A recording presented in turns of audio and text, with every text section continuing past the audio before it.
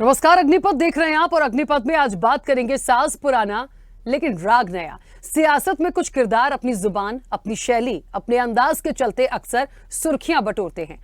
ऐसे ही हैं बस्तर से आने वाले सीनियर कांग्रेसी विधायक कवासी लखमा, जिन्होंने अब की बार राम मंदिर को लेकर बीजेपी को घेरते घेरते बहस का नया मोर्चा खोल दिया है। लखमा ने बीजेपी को घेरते हुए राम मंदिर और संसद के इंफ्रास्ट्रक्चर पर बयान दिया। लखमा के बयान पर खुद सीएम विष्णुदेव साय और उनकी कैबिनेट के मंत्रियों की प्रतिक्रिया सामने आई है। इतना ही नहीं, छत्तीसगढ़ में भाजपा और कांग्रेस की ये जंग पाप पुण्य तक पहुंच गई है। छत्तीसगढ़ में राम मंदिर को लेकर एक बार फिर से सियासत तेज हो गई है। राम मंदिर को लेकर कांग्रेस के निमंत्रण ठुकराने को लेकर इस बार छत्तीसगढ़ के बीजेपी और कांग्रेस के नेता आमने सामने हैं। दरअसल कांग्रेस के कद्दावर नेता और राज्य के पूर्व मंत्री कवासी लखमा के बयान के बाद ये पूरा मामला उठा है। आपको बता दें कि कांग्रेस के निमंत्रण ठुकराने के फैसले को कवासी लखमा ने सही ठहराया है। लखमा ने कहा कि राहुल गांधी ने राम मंदिर का निमंत्रण स्वीकार नहीं करके सही किया है। उन्होंने कहा कि बीजेपी के पाप को कांग्रेस क्यों उठाए। इसके साथ ही उन्होंने कहा कि राम मंदिर से लेकर संसद तक पानी टपक रहा है, हर जगह भ्रष्टाचार है। सुकमा से लेकर दिल्ली तक भ्रष्टाचार की सरकार है। जिसके बाद कवासी लखमा के बयान पर सीएम विष्णुदेव साय ने खुद पलटवार किया। सीएम साय ने कहा कि कांग्रेस को राम मंदिर का निमंत्रण नहीं ठुकराना चाहिए था। कांग्रेस ने राम मंदिर का निमंत्रण अस्वीकार कर बड़ा पाप किया है। किसी को भी ये निमंत्रण नहीं ठुकराना चाहिए था। उन्होंने कहा कि किसी भी कार्यक्रम में जाना किसी की निजी राय है, हम उसे बाध्य नहीं कर सकते, लेकिन कांग्रेस को ये बात समझनी होगी कि उसने राम मंदिर का निमंत्रण ठुकराकर उचित नहीं किया। कांग्रेस ने ऐसा कर बड़ा पाप किया है, जिसका खामियाजा उसे भुगतना होगा। बता दें कि अयोध्या में भव्य राम मंदिर निर्माण का शुभारंभ 22 जनवरी 2024 को हुआ था। इस कार्यक्रम में शामिल होने के लिए कांग्रेस को भी न्योता भेजा गया था, लेकिन कांग्रेस ने इसे ठुकरा दिया था, जिसे लेकर राजनीति आज भी जारी है और ये कितनी आगे और कब तक चलेगी इसका कोई अता पता नहीं है। इसी पर चर्चा को आगे बढ़ाएंगे। उससे पहले कुछ प्रतिक्रिया है, पहले वो सुनाते हैं। राम मंदिर भगवान के, अब भगवान सुरक्षित नहीं है, ये पापी लोग हैं। न भगवान को सुरक्षित रख सकते हैं, न गरीब को सुरक्षित रख सकते हैं, न लोकसभा को सुरक्षित कर रख सकते हैं। ये कैसा सरकार है? सुर सुर सुर सुर पानी लोकसभा, फिर देश कैसा होगा भाई? राम भगवान सुरक्षित नहीं है, फिर कैसा होगा? इसलिए तो राहुल गांधी ने राम भगवान का जो निमंत्रण उद्घाटन में नहीं गया, कांग्रेस पार्टी नहीं गया, अच्छा किया है। तो जो उसका पाप, भारतीय जनता पार्टी के पाप जनता के ऊपर, कांग्रेस के ऊपर मत आए, जो भी पाप उसके ऊपर जाए। अब देखिए, उन्होंने राम मंदिर का निमंत्रण अस्वीकार करके बहुत बड़ा पाप किया है। किसी का भी निमंत्रण ठुकराया नहीं जाता है, भले उस कार्यक्रम में जाए नहीं जाए वो व्यक्ति पर डिपेंड करता है, लेकिन मतलब किसी का निमंत्रण ठुकराना ये बहुत गलत बात है। चलिए, तो लखमा का बयान है और फिर छिड़ गया सियासी घमासान भी है। और इसको ये भी कहा जा सकता है कि साज पुराना राग नया। अब ऐसा क्यों कहा जा रहा है कि देखिए, बात तो ये पुरानी है और जहां तक प्रभु श्री राम की बात हो रही है और उनके जब कहते हैं ना कि उनका वेलकम हुआ और उनकी स्थापना हुई, वो विराजमान हुए, भव्य कार्यक्रम आयोजित हुआ, सभी को निमंत्रण दिया गया था। ठीक है, कांग्रेस ने ठुकराया, कांग्रेस नहीं गई, लेकिन एक वक्त हो चुका है। 22 जनवरी की ये बात थी, लेकिन अभी तक ये बात अभी भी चली आ रही है। आखिर पाप और पुण्य तक ही जब सियासत पहुंच जाए तो फिर सवाल उठना लाजमी है। सीधे चर्चा पर चलेंगे। हमारे साथ मेहमान जुड़े हैं। सबसे पहले आपका परिचय करा दें। भारतीय जनता पार्टी का पक्ष रखने के लिए अशोक बजाज हमारे साथ जुड़े हैं। अशोक जी, बहुत स्वागत चर्चा में जुड़ने के लिए। कांग्रेस का पक्ष रखेंगे दिनेश शर्मा। दिनेश जी, आपका भी बहुत स्वागत है। और राजनीतिक विश्लेषक हैं सौरभ शर्मा। सौरभ जी, आपका भी बहुत स्वागत है। चर्चा की शुरुआत में सबसे पहले दिनेश जी आपसे करूंगी। मेरी आवाज पहुंच रही है? दिनेश जी, कवासी लखमा जी का जो बयान सामने आया, या उन्होंने कहा कि भारतीय जनता पार्टी के पाप को कांग्रेस क्यों उठाए, तो प्रभु श्री राम की यदि स्थापना हुई है या प्रभु श्री राम के लिए जो एक भव्य आयोजन हुआ, कार्यक्रम हुआ और उसके लिए सबको निमंत्रण गया, तो इस पूरे आयोजन में पाप जैसा क्या था जो इस तरह के शब्दों का इस्तेमाल किया गया है? पहले तो वो बताइए। सबसे पहली बात मैं बोलना चाहूंगा राखी जी, कवासी लखमा जी ने कोई नई बात नहीं कही है। जो हमारे राष्ट्रीय नेतृत्व का स्टैंड इस बात को लेके था शुरू से, तो कवासी लखमा जी ने कोई नई बात तो कही नहीं कि राम मंदिर में जाना सही था या नहीं था, उद्घाटन में जाना।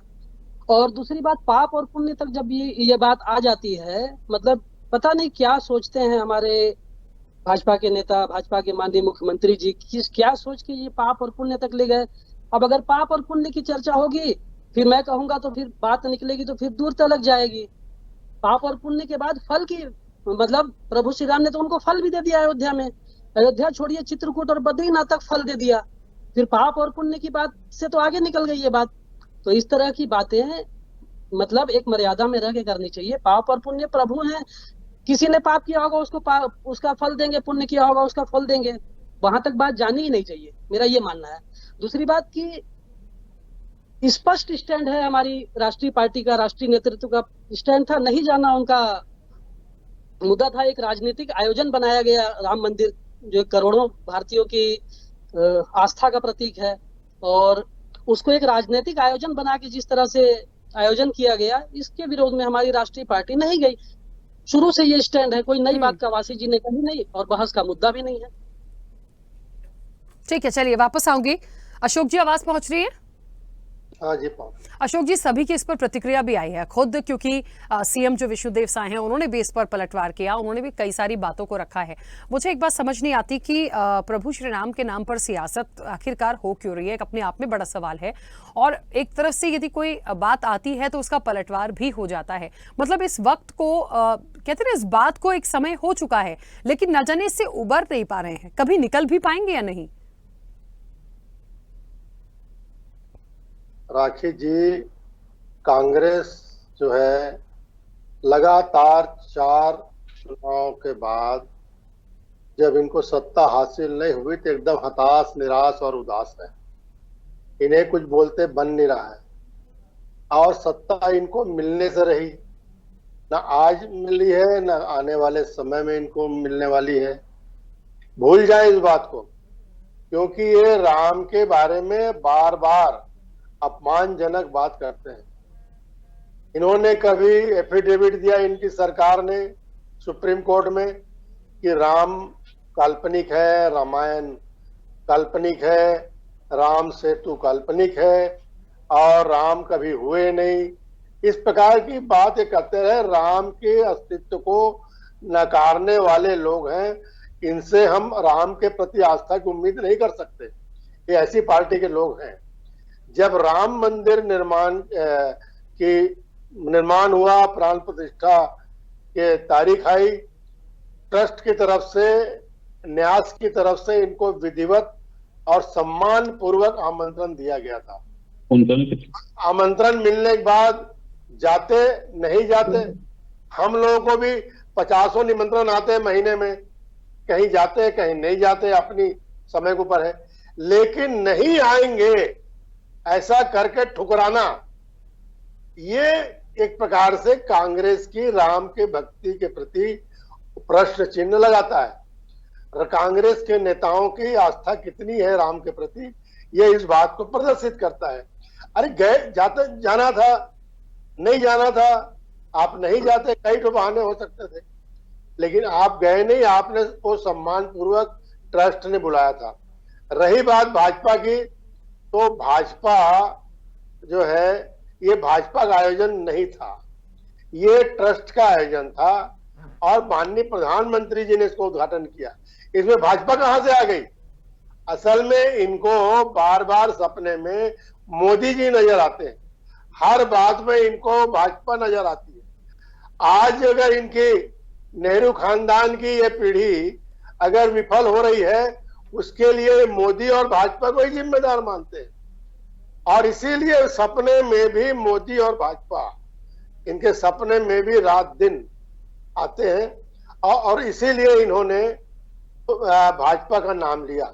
ये भाजपा का कोई कार्यक्रम नहीं था, ये था न्यास का मंदिर, श्री राम मंदिर निर्माण न्यास जो बना है उनका आयोजन था, उसमें इनको बुलाया गया, बाकी लोगों को बुलाया गया, तो जाना था। अब रही सवाल कवासी लखमा की, अयोध्या में अगर भाजपा हारी है, अयोध्या की फैजाबाद सीट से हारी है, अयोध्या तो कोई लोकसभा नहीं है, मुझे जानकारी है, तो फैजाबाद से अगर हारी है तो उसको, उस हार को, वो भाजपा और कांग्रेस की हार जीत है, लेकिन उसको राम मंदिर आंदोलन की या राम की हार है ऐसा मानना मेरे ख्याल से इनकी भयंकर भूल है, और इस भयंकर भूल की सजा इनको आने वाले समय में और मिलने वाली है।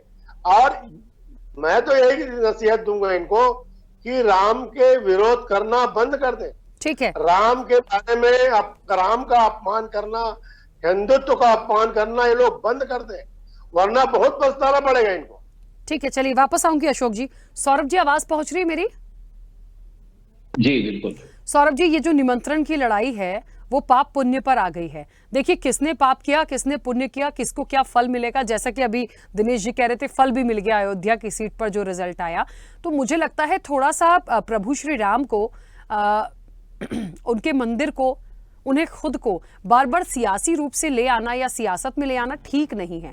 लेकिन लगातार ये जो बात आ रही है और अभी एक बार फिर से आ गई। अब देखिए, 22 जनवरी का ये घटनाक्रम था, काफी उस वक्त भी प्रतिक्रिया आई थी, एक बार फिर से ये बात निकलकर सामने आई है। तो क्या आपको लगता है कि कवासी लखमा का इस वक्त पे ये बयान या इस तरह से कह देना कि बीजेपी के जो पाप है वो कांग्रेस क्यों उठाए, उसके क्या मायने हो सकते हैं? देखिए, ऐसा है कि अल्प ज्ञान कभी कभी बहुत घातक होता है। कवासी लखमा जी को पाप और पुण्य का शास्त्रार्थ भावार्थ पता है कि नहीं है, इसकी मुझे जानकारी नहीं है, लेकिन जो उनके बयान आए हैं उस हिसाब से मुझे लगता है कि उन्हें पाप और पुण्य की जानकारी नहीं है। अब रही बात उनके बयान की, तो मेरा पहला प्रश्न है कि राम जो हैं वो हिंदुओं के आस्था के प्रतीक हैं, तो उन पर राजनीति तो होनी ही नहीं चाहिए। मेरी तो दोनों ही राजनीतिक पार्टियों से और सभी राजनीतिक पार्टियों से ये उम्मीद है कि उस पर राजनीति बंद करें। अब दूसरी बात क्या होता है कि बीजेपी कभी नहीं कहती कि हम राजनीति धर्म के आधार पर करते हैं, लेकिन कांग्रेस हमेशा ये आरोप लगाती है कि बीजेपी धर्म के आधार पर राजनीति करती है। अब सबसे बड़ी बात ये होती है कि तकनीकी रूप में कवासी लखमा जी ने कहा कि राहुल गांधी जी वहां नहीं जा करके बहुत अच्छा किया, लेकिन मैं ये पूछना चाहता हूं कि कवासी लखमा जी, राहुल गांधी जी को तो निमंत्रण ही नहीं मिला था, इस बात पर कोई जवाब ही नहीं है। तो पहले तो ये बात जाननी चाहिए। तो जैसा कांग्रेस का नेतृत्व कहता है, हमको उसकी सब बातों पर तकनीकी रूप में पहले हम सही कर ले। कवासी लखमा जी मंत्री रह चुके हैं, एक सीनियर विधायक हैं, कहां से और कैसे वो जीत कर आते हैं ये सभी को पता है, किनके सहयोग से जीत कर आते हैं ये सबको पता है। तो मेरा कहना है कि सिर्फ बहुत दिनों से मैं कुछ कहा नहीं हूं या कुछ मीडिया में नहीं आया है या कुछ इस प्रकार की अपेक्षा है कि क्या है ये मुझे नहीं पता, कोट अनकोट दोनों बातें कहूंगा, लेकिन ऐसे बयान जो हैं वो बहुत ही समाज के लिए, चाहे वो हिंदू समाज हो चाहे वो किसी भी प्रकार का समाज हो, किसी भी नेता के लिए बहुत ही शर्मनाक हैं। और राम हमारे आस्था के प्रतीक हैं। किसी भी धर्म के जो उनके मानने वाले लोग हैं उनके प्रति ऐसे बयान नहीं देने चाहिए। ठीक है, चलिए वापस आऊंगी। दिनेश जी, एक सवाल मुझे लगता है यहाँ सौरभ जी की तरफ से भी आया कि निमंत्रण राहुल गांधी का नहीं था, ये देखना है। देखिए, कांग्रेस को निमंत्रण था। अब कांग्रेस में मुख्य रूप से किसे कौन गिनता है, किसे कौन नहीं गिनता है, ये अपनी सबकी व्यक्तिगत राय हो सकती है, मैं उस पर नहीं जाऊंगी, लेकिन निमंत्रण तो था। अब जाना नहीं जाना भी व्यक्तिगत एक आपका मत होता है कि भाई हमें जाना है या नहीं जाना है, उसके पीछे क्या तर्क है वो भी एक बात हो गई। लेकिन मैं बस ये चीज जानती हूं कि प्रभु श्री राम के मंदिर को सियासी रूप से ना लाएं। कांग्रेस के वरिष्ठ नेता हैं, वो पूर्व मंत्री भी, तो मुझे लगता है कि उनको थोड़ा सा सोचना चाहिए कि हम इस वक्त पे इन चीजों को लाके क्या जताना चाह रहे हैं। वैसे ही इस पर बहुत सियासत हुई थी। देखिए, यदि आप निमंत्रण में नहीं गए हैं तो कोई प्लस पॉजिटिव चीजें तो हो नहीं रही है, माइनस मार्किंग ही मानी गई है इस चीज को कि आपने ठुकरा दिया। मतलब सनातन धर्म से और आस्था से जोड़ के देखिए तो सबको लगा कि नहीं, बहुत बड़ा पाप हो गया है ये कि निमंत्रण को ठुकरा दिया। तो उस बात को बार बार निकालने की जरूरत है नहीं। बिल्कुल राखी जी, इससे पहले मैंने यही कहा कि ये बहस का मुद्दा है ही नहीं। ये चूंकि ये 22 जनवरी का कार्यक्रम था, उस समय जो होना था, जिसने निमंत्रण दिया, जिसने निमंत्रण अस्वीकार किया, वो बातें आई और गई हो गई। उसके बाद 6 महीने हो गए, 7 महीने हो गए, इस बात को देश अपनी गति से चल रहा है। आपकी बात से सहमत हूं। यहाँ मैं आऊंगा अशोक जी की बात पे। अशोक जी ने शुरू में एक बात कही, उन्होंने अपनी बात चालू की कि कांग्रेस सरकार ने राम सेतु के लिए हलफनामा दिया कोर्ट में, सुप्रीम कोर्ट में। जानकारी का अभाव है उनको, या मीठा मीठा गप गप कड़वा कड़वा थू, ये वाली बात है, या जान के नहीं जानना चाहते। केंद्र सरकार में मंत्री रहे जितेंद्र सिंह जी। वर्ष 2022 में राज्यसभा में उन्होंने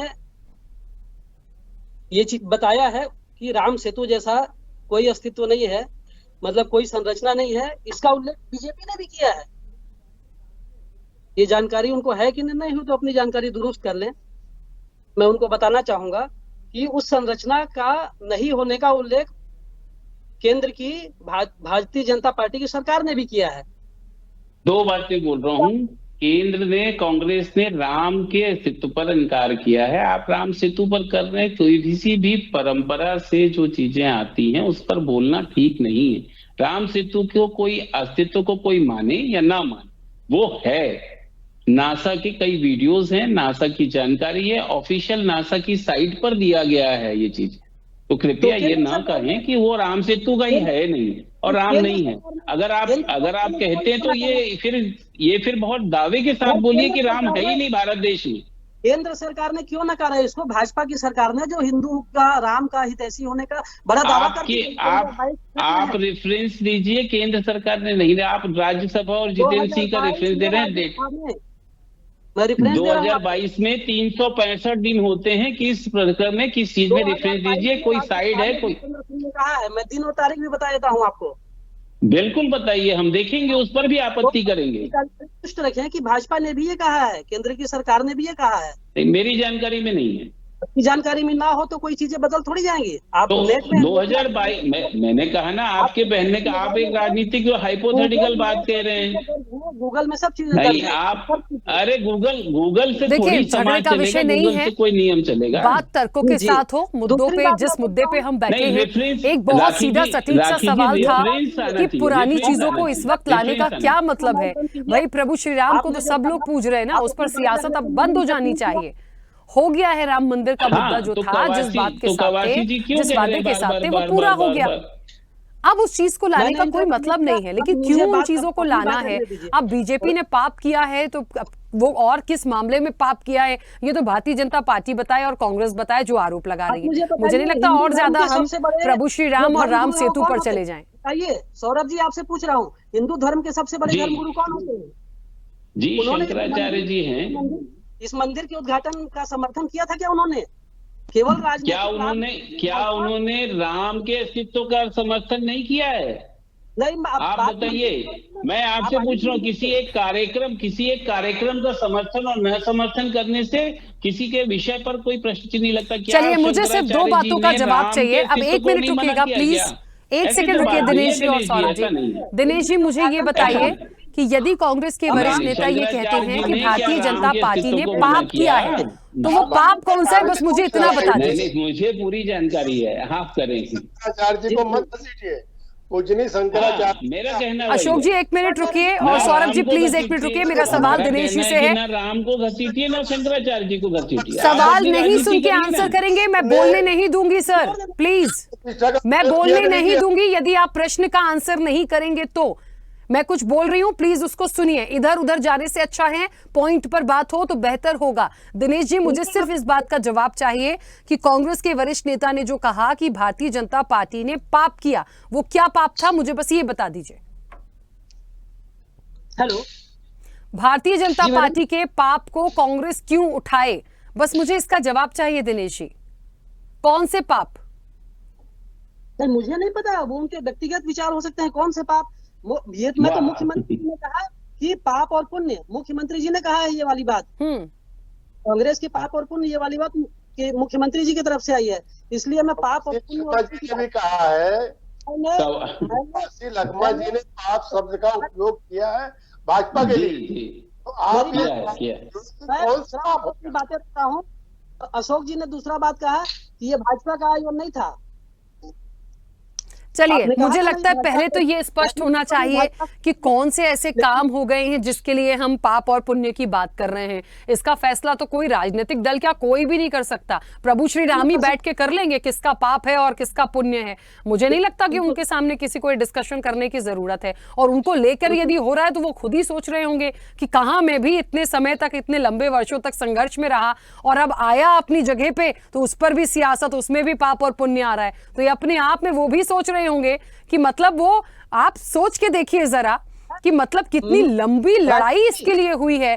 एक लंबा वक्त एक टेंट में गुजारा प्रभु श्री राम ने, और आज उनको जो जगह मिली, उनका घर मिला, उसके बाद वो सोचते होंगे कि अपने ही घर में मुझे स्थापित करने के लिए इतनी सियासत, वो भी किन लोगों द्वारा जिनको खुद वो बना रहे हैं, सारी चीजें दे रहे हैं। खैर ठीक है, हाँ कुछ कह रहे हैं सौरभ जी, बोलिए। दिनेश जी 1 मिनट। जी राखी जी, जैसे आपने अभी कहा ना कि टेंट में रहा, कवासी लखमा जी के बयान में ये भी है कि उसमें से पानी चू रहा था।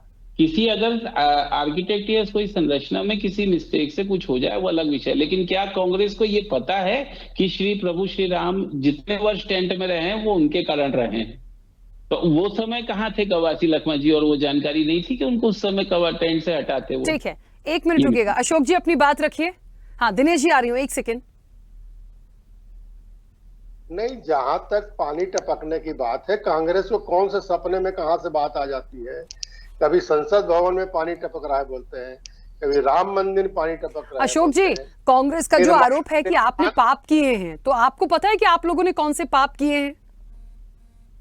भाई मैं जो समझ पाई हूँ वो ये समझ पाई हूँ कि निमंत्रण को ठुकरा देना वो एक पाप की संज्ञा में आया, और जो होगा वो वही बता पाएंगे। देखिए, भारतीय जनता पार्टी जो है धर्म पर पूरी आस्था है, और धर्म के अनुसार पार्टी आचरण करती है। धर्म के अनुसार भारतीय जनता पार्टी सरकार चल रही है। आज मोदी जी सरकार ने गरीब कल्याण के लिए योजना बनाई है, ये भी एक उनका एक राष्ट्र धर्म है। कोरोना काल से लोगों को कैसे बचाया गया, कैसे वैक्सीन बनाई गई, ये भी पूरी दुनिया देखी है। दुनिया इस बात का लोहा मान रही है। पाप क्या है?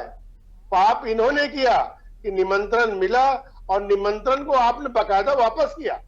राम मंदिर के प्राण प्रतिष्ठा में अगर आमंत्रण मिला है तो जाना है या नहीं जाना है, इस पर विचार करते करते इनको 10 दिन लग गए और उसके बाद निमंत्रण को वापस कर दिया। ठीक है, चलिए समय की सीमा है। दिनेश जी जल्दी से अपनी बात रखिएगा। लेकिन ये आपका हिस्सा है कि नहीं है?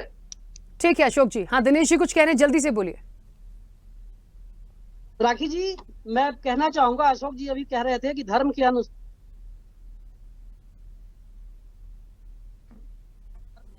बताना चाहूंगा कि जीतन राम मांझी, इनको याद होगा जीतन राम मांझी कौन है? बिहार के पूर्व सीएम थे जीतन राम मांझी। उन्होंने प्रभु श्री राम को और काल्पनिक बताया था, प्रभु श्री राम को काल्पनिक बताया था। अरे भाई चर्चा इस पे नहीं हो रही है कि कौन किसको काल्पनिक बता रहा था। प्लीज आप लोग ऐसे मत करिए। बात ये हो रही है कि किसी वरिष्ठ नेता का एक स्टेटमेंट आता है पाप और पुण्य पर। बीजेपी को पाप जो हुए हैं वो हम क्यों उठाएंगे? निमंत्रण को ठुकरा दिया, हम उस पर बात कर रहे हैं। हम काल्पनिक और इस पे नहीं जाए। थोड़ी देर बाद अब माता सीता पर आ जाएंगे, तो प्लीज ये सब मत करिए। खैर मुझे रोकना भी होगा इस चर्चा को, समय की सीमा है। आप सभी का बहुत शुक्रिया इस चर्चा में जुड़ने के लिए। निश्चित तौर पर देखिए एक बात तो है कि कहीं ना कहीं ये पूरा जो स्टेटमेंट आया, जो बात आई, जो बयान आया, साज पुराना राग नया, क्योंकि 22 जनवरी के बाद ऑलरेडी जितना हो सकता था, जितनी सियासत हो सकती थी, जितनी बातें हो सकती थी वो हो चुकी हैं। लेकिन इस वक्त पे फिर उस बयान का आना, आखिर उसके मायने क्या हैं? और इस तरह से कह देना पाप और पुण्य में आ जाना, तो कहते हैं ना कि निमंत्रण की लड़ाई जो है वो पाप पुण्य पर आ गई, तो इसका फैसला तो खुद प्रभु श्री राम ही कर देंगे। मुझे नहीं लगता सियासी रूप से बार बार प्रभु श्री राम या उनके मंदिर को बीच में लाने की जरूरत है। लेकिन ये राजनीतिक दल हैं और दिग्गज हैं, ये मानने वाले कहां हैं? फिलहाल चर्चा में इतना ही। बने रहिए स्वदेश न्यूज के साथ। सबसे पहले देश।